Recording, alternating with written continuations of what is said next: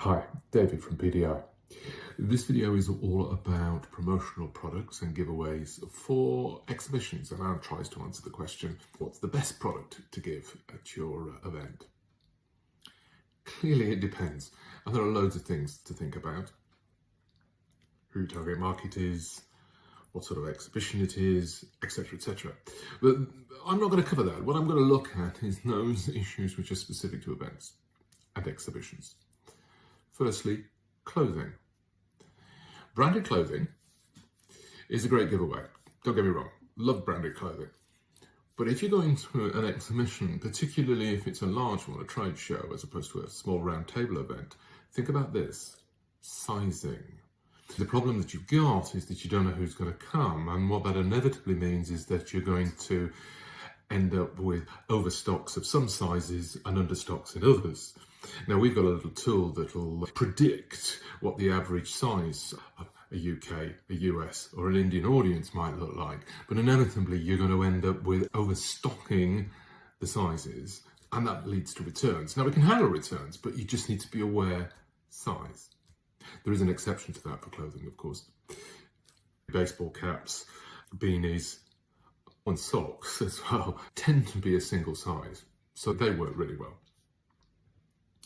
I mentioned about getting things back. Logistics in general is something to think about. The best way I can explain this is I once went to an exhibition, which was an HR exhibition, and one of the companies there was giving away a mug. It was a really nice mug, and it clearly worked as a giveaway because I've still got mine.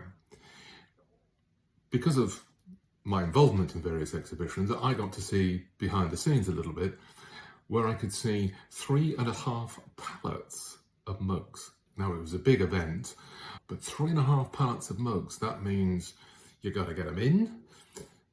The exhibition hall is going to charge you for the storage, and you're likely to have returns to come out. The question I would have is, just think about that, because otherwise you might spend more on the logistics and the shipping and the storage than the gift itself.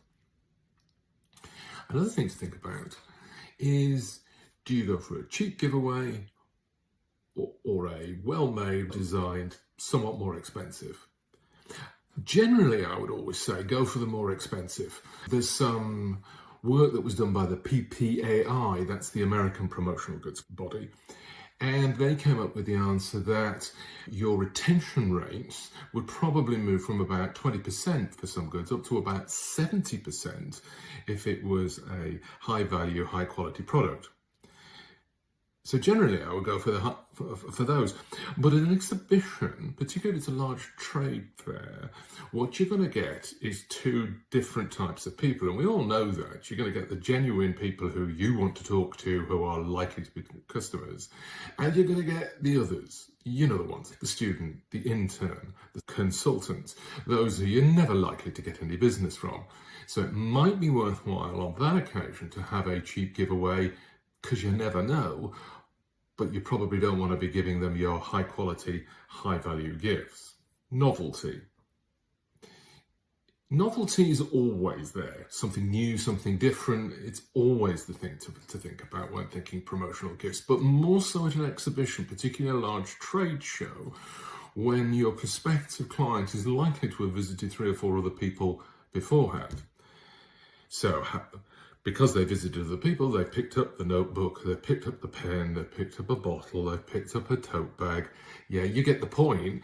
Since you've got so many people there all at the same time, novelty now is more important at an exhibition than it is at any other time. Otherwise, you simply will not stand out. And finally, it obviously depends upon the exhibition, but do think about industry trends. Again, best explained by way of example. We do a lot of work for what you might call the IT industry, software, hardware, AI products, lots and lots of techies. So all the people in the audience are either programmers, IT consultants, or the IT director. So your obvious thing to do when you've got a tech client like that is to go for the tech product. No, they just don't work in a tech environment. Why is that? The power bank that you gave the IT director is probably about 1/3 of the volume of the one that he's got. They're tech people. They've got loads of tech. Do you know what works best for the tech? Something completely different.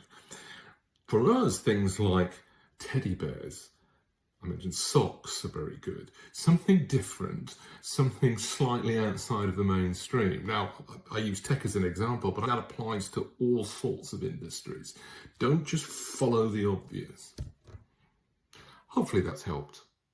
As I say, you never know which is the best product. It depends, but just a few things to think about.